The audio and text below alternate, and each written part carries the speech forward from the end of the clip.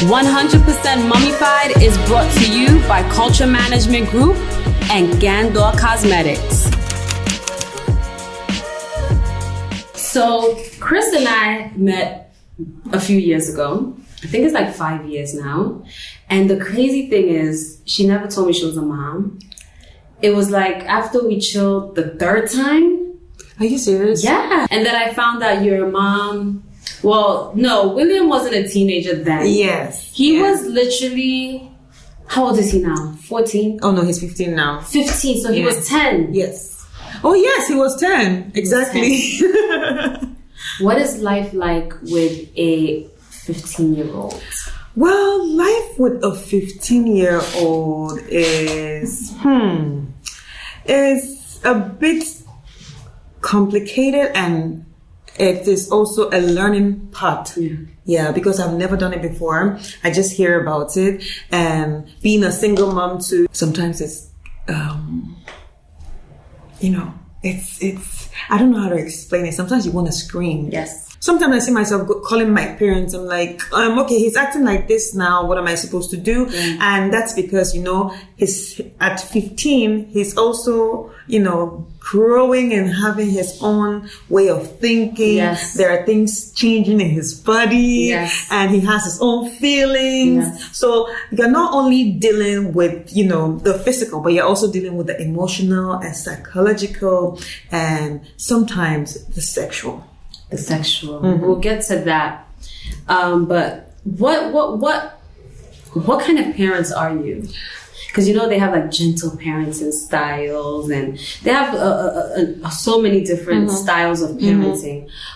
What type of mom are you? Well, if you see us, we're like brother and sister. Right. So a lot of people already tell, like a lot of people say, is that your little brother? Even his friends tell him, your big sister is here to pick you up. And then he goes like, no. Even his teachers are like, your big sister is here to pick you up. He's like, no, that's my mom, know? So yeah, we're like brother and sister. So that means there's a bit of, gentle parenting, but as an African, I cannot be completely gentle. Okay. The African side has to come in sometimes, screaming and, shouting sometimes. Right. But even sometimes, like, you have to raise your hand sometimes. Yeah. Even though I don't want to do it, but at the end of the day, I realize, sometimes it's necessary, a small spank here and there. It's very important that you do that. Your support system throughout the past 15 years? Parents, sisters, brothers. Apart from the family being there, like we have friends like you. Like when I'm just around you, and watch how you do things with your son. I'm like, okay. So it's normal. Yeah. Like, we all scream sometimes. We all are very chill sometimes. Yes. And we're just trying sometimes we cry. Exactly. I cry. Yes. Even with this age, being a teenager, I cry because I'm like, I want to, and then at the same time, and I see myself telling myself, but he's just growing. That's it. Things are happening to his body. He's trying to also find out who he is and all that. Yes. Yeah. What has been the hardest part of being a mom? What has been the hardest part of being a mom to a boy? Well, the hardest part of being a mom to a boy. I don't know how it is with girls though. Yeah. So I can't say boy, but yeah. So what's the hardest part of being a mom? I think the hardest part of being a mom is trying to find that balance of being yourself, loving yourself, and at the same time loving your child. Right. Because sometimes we tend to be protective, and which is right, love our children so much that we forget ourselves and everything that, everything that makes us. Right. You understand? So like losing yourself, basically, I don't want to lose myself. Have you lost yourself at a point? Yes, at some point everything was about my son. Oh, sorry, V, I have to go home. I have to take care of myself. You've heard it so much. Yeah. And then like when people ask me, but how is you're like, that's a man. Exactly. I'm like, calm down. And I think also because it's been you and him. Yes. So people have to understand there's a different, it's different. Yes, it's Well, it's different. True. Yes. It's different. Yeah, I think you're right about that because like when I see people doing it with partners, you know, and they're living together, you know, sometimes you don't care like, oh yeah, he's gonna be fine. Right. But like that's the person I wake up to every day. There's no other person I'm waking up to except that person. So yeah, sometimes I can be overprotective and forget that, Christy, you have to leave. Yes. It was just recently I realized that, like, look, you have to leave. Yeah. So we're even discussing boarding school and oh, really? Yes, we were discussing like sending him to boarding school. Yes. Would you be okay? For senior high, I'm thinking he should be in the boarding. Wow. House. Yeah. But will you be okay? I would have to. Because separation anxiety? I might have separation anxiety, but I am getting to, you know, how do I say it? I'm learning to, you know, separate myself from him sometimes. Let him be. There was one time in the kitchen he actually told me, Mama, I like what you do with me.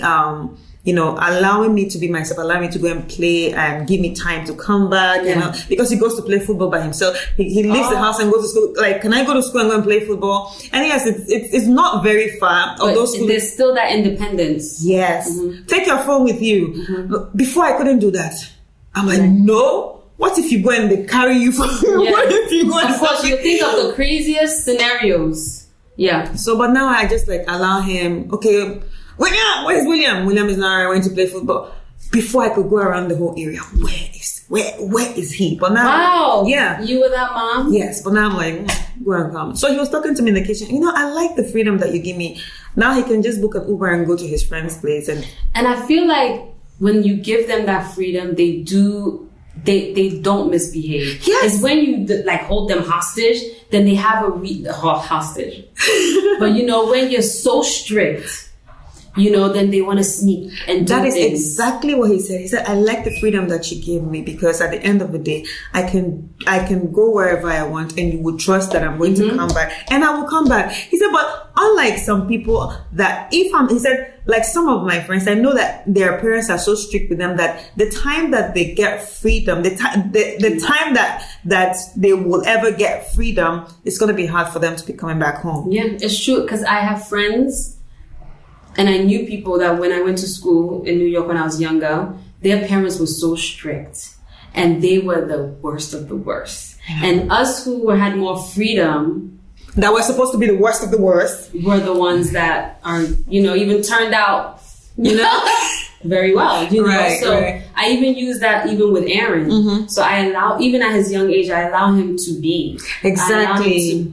I'm allowing him to grow into who he is. Exactly. Without feeling like you should be like this. You should be doing this. You know, and I think that's really important. Yeah, it is very important. It is very important because like I realized that, okay, I have to give him this freedom because when I look at my life, although I grew up with two parents, at 15, yeah, you could go and play basketball. Yeah. You could go and do whatever. Just come back at the right time. Exactly. You could go for school parties. You could go to your friend's house. Yes. Just come back at the right. Even that time, there were no cell phones. Yes. But they still trust that you will come back. Talk less of now there are cell phones. So why am I being so, you know, protective over him? So yeah, I'm using that to learn. And yeah, secondary school is coming soon. So yeah, he's going to go to boarding school. So he is. He's ready. And even me, I had anxiety with you telling me this. I had anxiety earlier on when people said he should go very early, you know, but the things we read about, you know, boarding like schools and everything. But now, is it far? Well, it's gonna be far. It's not in a crowd, but it's gonna be far. Oh, it's far. Okay. Yeah. So, and I'm confident that he's not gonna be bullied, and you know, like I've spoken to him so many times about that. He needs to be confident. If anything like that is happening, he needs to speak out. You know, with the whole speak out situation, and you know me and my feminism thing, you know, and how I feel about consent and all that. Like I instilled that into his head like a long time ago, when he was a child. And my parents, especially my mom, she didn't care if he was a child. She said it to him straight. You have to learn consent. You have to learn consent. And let me tell you something. When you go to your school and let me speak like a Nigerian mom. She goes like, and any teacher taught you down there, come back can tell me because nobody can touch me, you know? Yeah. So we had to put it in his head that, you know, things are happening to, you understand? So yeah, and right now he's confident, and I know that like nobody can like bully him. And if anything like that happens, he won't be the one that will keep quiet. He will talk about it. So it's kind of like you're going to have an empty nest, right? Because it's just like he's going to be gone. He's going. Yes, but I don't see it as an empty nest. Do you feel like you'll be like more free? That's the point. Like maybe now I'll have time for me because I've been living for him. I'm still going to be living for him. But now, like, I'm just gonna, if V calls me and go like, let's go out, I'm like, okay, there's no sun out. You always do say, let's go. And then when we get there, it's, William's not picking up his phone. And then I begin to get anxiety. And I'm like, Chris. Like you said earlier, we imagine the worst. It's true. In my head, I'm like, maybe somebody has broken into the house. My son. Yeah. But you come back home, he's sleeping. He just and can't then hear. you missed out on a good night.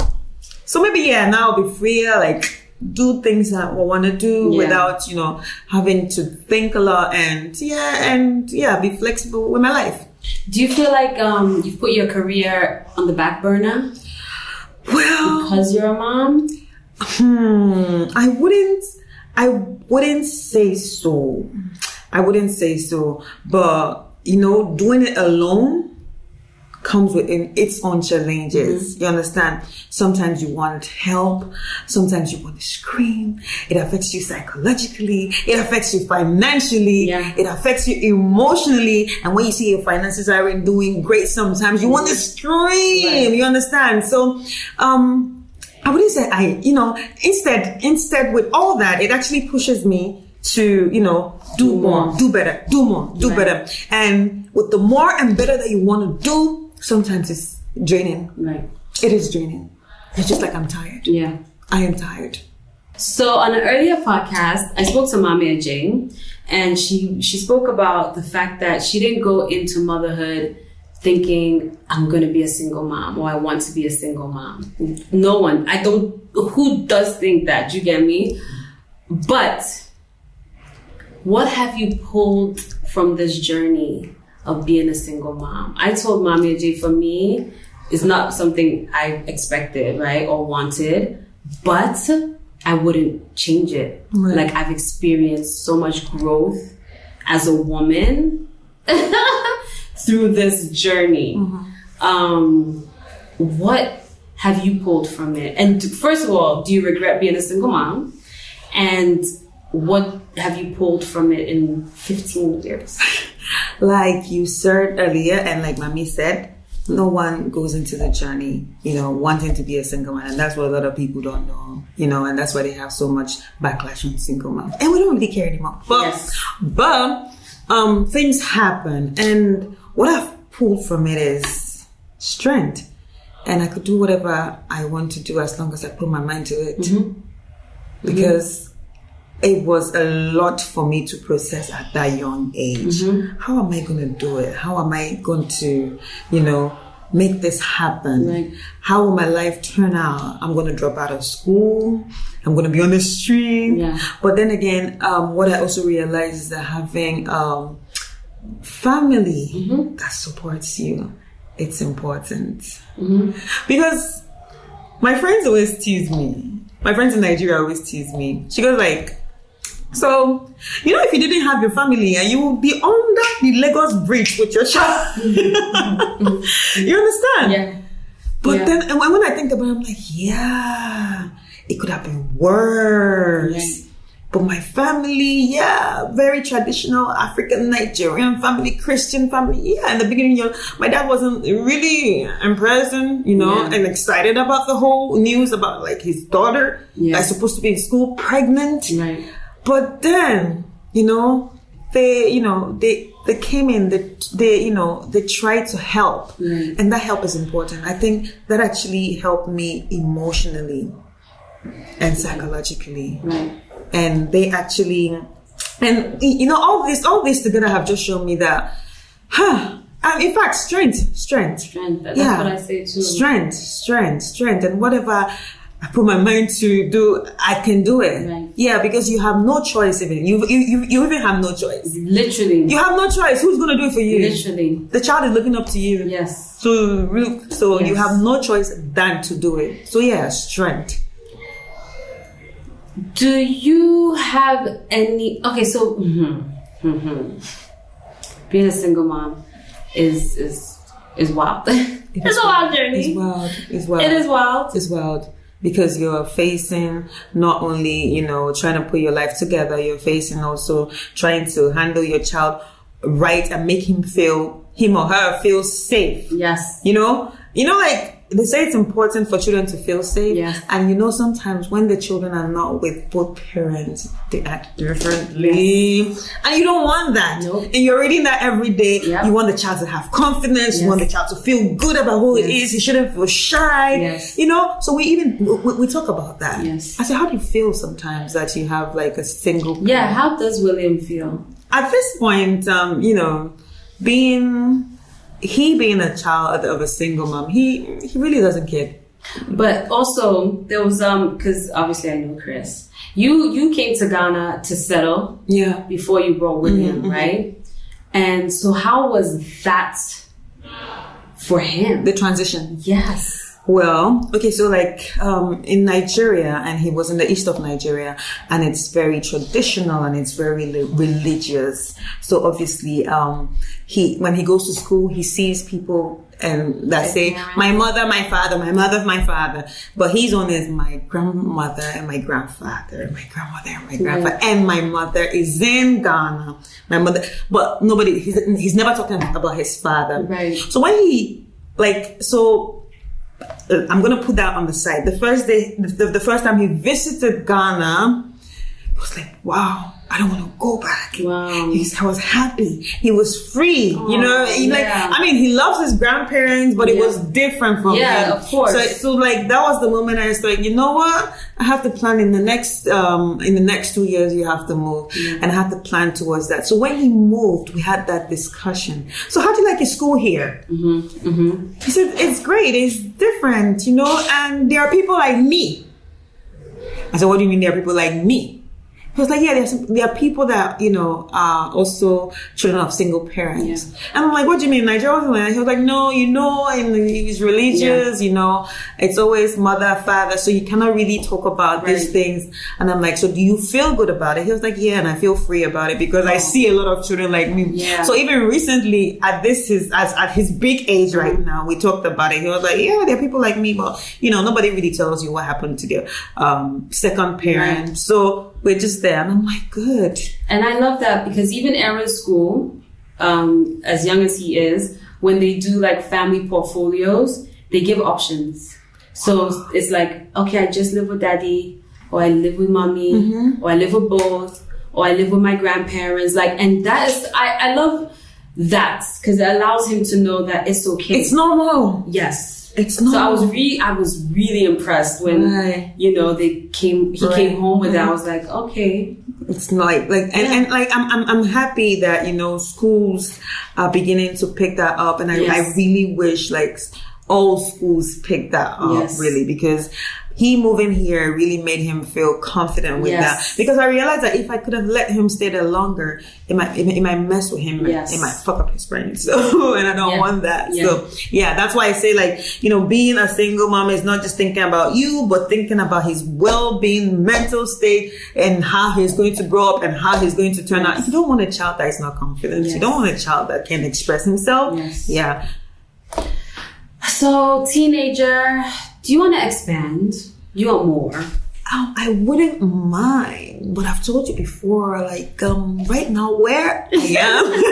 In your career? Yeah, well, not career per se, even with my fears and, past experiences, I'm leaning towards surrogacy. I know it's something that we don't like to talk about in Africa, but it's the reality. Yeah, I'm leaning towards that. I even told my sister 2 days ago, I'm like, she was like, please do fast and come and born another one. I'm like, yeah, you like children. You have 3 children. You can still give birth since you're younger. So why won't you carry it? I'll pay you. Right. And we laughed about it. Yeah. But she thought it's a joke. But I'm serious. You are serious. Yes, I'm cares? Like, you can carry, don't worry, we'll take care of you and everything. But I don't want to carry no more. Don't want to carry. Yeah. But if it happens, great. Right. But my first choice right now will be surrogacy. Wow. Mm-hmm. It's surprising, right? Yeah. Not surprised because there's anything wrong with it, because I know people who have gone that route, and it's the norm. Like, people, I think too many in our society, nothing is the norm. Like, it's like so taboo. Oh my gosh. But why does she want to carry her own child? Yeah. But people have their own personal reasons. So if that's the route that you would love to go on, of course, you know, definitely you'll get my support, because I'm like, give us more. William needs a brother. Talking about, or a sister. You know, talking about he wanting a brother or a sister. He told me, if you ever give birth right now, since I'm like 15 years older, don't you think that your kids will call me uncle? I'm like, shade, but yeah, that's true. It's true. You'll take care of them. Yeah, he definitely will. You will take care of them. So you have so much going on. So I just want to quickly touch on your NGO. Heal and Chill, right? What Heal and Chill is, right? The impact that it's making, and you also have a jewelry line, which is doing very well. Am I wearing? Yeah. Oh yes, I am. I'm wearing. I wear them a lot. You'll see it in different episodes. Yes. So let's start with Heal and Chill. Okay. What it is, and the impact is made so far. So Heal and Chill right now, we're trying to put structures together, but in the past, we have, how it all started, it actually started from passion of, you know, trying to find healing and healing for sexual assault survivors, and also educate people on issues like that, because I believe if we educate and talk about these issues, it will help at least eradicate, if not completely eradicate it, at least people understand that, okay, these are the wrongs and right, and unlearn unlearn the negative ways of, you know, doing things and thinking. And okay, so we've actually, you know, in the past we've actually had live talks. And apart from the live talks, we've also partnered with some NGOs to talk to schools. And also, one of the most interesting ones we did was, you know, working with nightlife companies by putting out stickers in their bathrooms. It's still in Bloom Bar. At Bloom. I saw it at Twist. Yes. It was in the Twist bathroom. And I was just like, is Chris following me? But I also saw it in Bloom. Yes. Yeah. And you know the funny thing, it's still in Bloom Bar. Right. So when you go to Bloom Bar, it's still in the bathrooms, and, you know, teaching people about consent. And, you know, because most times when people get intoxicated, they think, okay, they can do anything. So yeah. And right now we're just, we shot a documentary. Nice. We haven't put it out yet because we're still trying to see if we should add more, just, you know, put out what we have there. Yeah. So we shot a documentary which will be out soon. And yeah, we're just putting things together. It might look like it's been on hold, but, you know, we're just working in the background. And the jewelry line is doing quite well. But what's the name? Ola. Yes. Ola is it's an online shop. Yeah, so you can go on social media. Hey, it's Ola, and then you can find it there. And we're doing quite well when it comes to that one. Yeah, and with support from people like you and other wonderful ladies. Yeah. And of course, you can always find Chris on one of your TV stations. Yeah, City one TV. Of the movies, TV shows. She only promotes the ones. We're going to discuss this another day. We ain't going to discuss this on live. On the podcast, but I was ready to actually still, we watch you. No, I was ready to start promoting until we went on leave. We went on leave. But no, you're doing so well, and of course we're always going to support you. We can't wait for all that comes out more with your jewelry. I know you had a recent sale. Yeah, you have some new pieces that came in. Obviously, when Heal and Chill is back in action, you let us know. Right. And I hope you enjoy the empty nest where when your son goes off to boarding school. Yeah, maybe that will allow me have another baby, but that's not the point. Anyway, I also want to say congratulations on this. I really, really love it. I mean, there's no one doing anything for mothers. Vanessa, Vanessa, I call you the matriarch when it comes to issues of mothers in this country. You understand? You're not just only talking about it, but you're also out there doing philanthropic work and helping people. If you guys don't know, Vanessa actually pays the bills of, vulnerable women that have given birth and can't pay the bills. So when you see Vanessa out there, say hi. She's doing the Lord's work. 100% Mommyfied is brought to you by Culture Management Group and Gandor Cosmetics.